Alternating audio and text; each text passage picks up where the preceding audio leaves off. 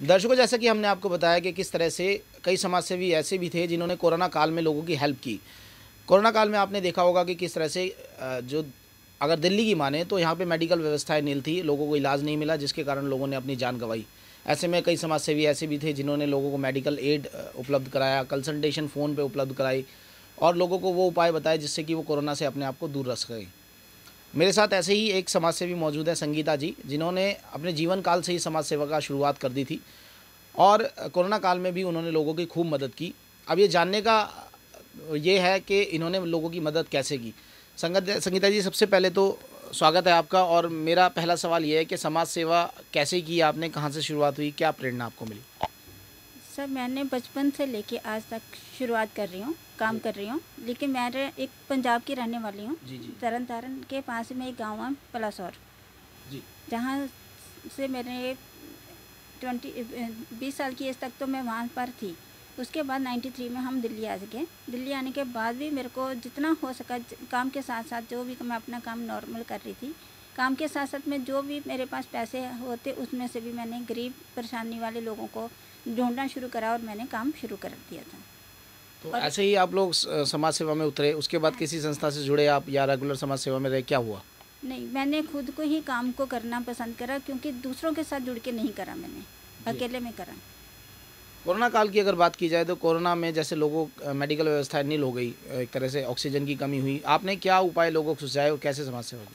Sir, जब शुरू में कोरोना शुरू हुआ था तो उसी टाइम मैंने मेरी मान लो शुरू से मैंने एक पूजा पाठ से ही अपने काम पूरे करती हूँ। तो मैंने 40 दिन के व्रत रखे। व्रत रखने के बाद जो मेरे को वरदान 40 दिन के बाद मिला, तो उसमें जो इलाज मिला मैंने वही इलाज सबको बताया। और वो इलाज था गेरू, नॉर्मल मिट्टी, और उस मिट्टी से ही लेप करना 3 दिन का, और 3 दिन के लिए खाना बिल्कुल बंद करके सिर्फ फ्रूट और जूस पे ही रखा था 3 दिन तक के लिए।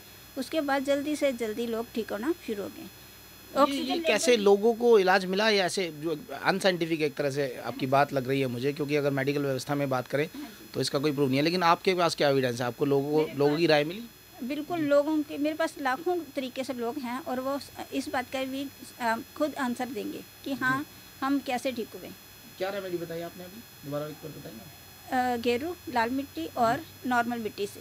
तो उसको कैसे कैसे किया, क्या 3 दिन के लिए गले के ऊपर से लेकर नाभि तक मिट्टी का लेप करना, और उसके बाद खाने में रोटी चावल बिल्कुल बंद, जूस और फ्रूट पे रखा।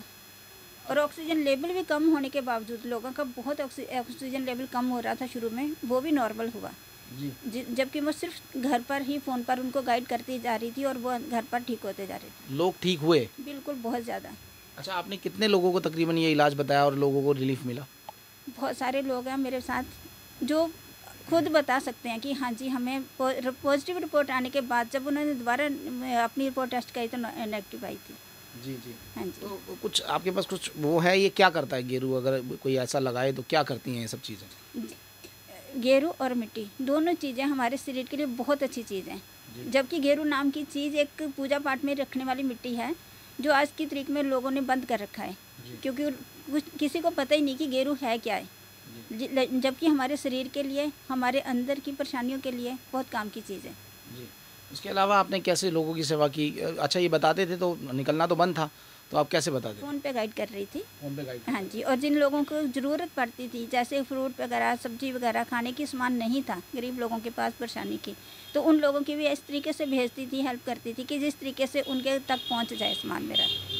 यानी कि खाने पीने को लेकर भी आप थोड़ा सा लोगों को गाइड करते हैं? हाँ जी। और जहाँ नहीं कर पा रही थी, वहाँ मैं अपने तरीके से पैसे का इंतजाम करके उन तक पहुँचा रही थी जी। हाँ जी। तो ऐसे ही आपको रिस्पांस मिला मार्केट से? लोग आपसे मिलने आए, लोगों ने बताया कि हाँ भाई, इस रेमेडी से हम लोग ठीक हुए हैं? बिल्कुल। जहाँ तक कि Himachal, Punjab, Haryana, Malaysia, New Zealand, Australia, हर जगह पर लोग मेरे लिए बताएंगे आपको।